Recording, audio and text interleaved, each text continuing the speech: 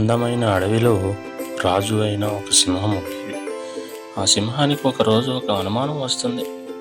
తన నుంచి దుర్వాసన వస్తుందని సదరు సింహానికి తెగ డౌట్ కొడుతుంది. దీంతో తన అనుమానాన్ని డిసైడ్ చేసుకోవాలని అడవిలోకి వెళ్ళి ఎదురుగా ఎవరు వస్తున్నారా అని చూస్తుంది. ఇంతలోనే అటుగా ఒక జింక వెళ్తుంటుంది. ఆ జింకను పిలిచి, జింక నా దగ్గర దుర్వాసన వస్తుందా అని ప్రశ్నిస్తుంది.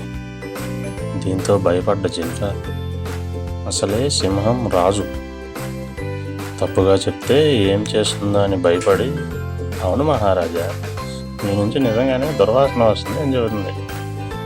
దీంతో ఒక్కసారిగా కోపంతో ఊగిపోయిన సింహం, నా దగ్గరే దుర్వాసన వస్తుందని అంటావా అంటూ జింకను చంపేస్తుంది. ఆ తర్వాత అక్కడే ఉన్న కోతిని పిలిచి, నా దగ్గర దుర్వాసన వస్తుందా అని ప్రశ్నిస్తుంది.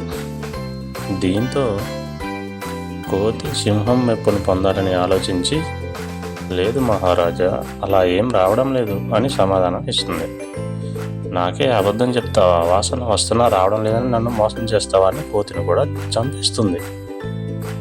అదే క్రమంలో నక్క అటుగా వెళ్తుంది. ఆ నక్కను పిలిచిన సింహం, నా దగ్గర ఏదైనా వాసన వస్తుందా అని ప్రశ్నిస్తుంది.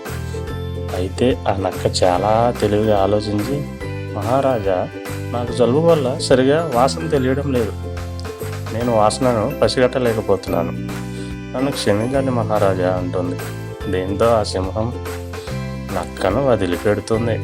ఈ కథలో నీతి, సమస్య ఎదురైనప్పుడు ఇలా తెలివిగా స్పందించాలి అనే గొప్ప సందేశం ఉంది.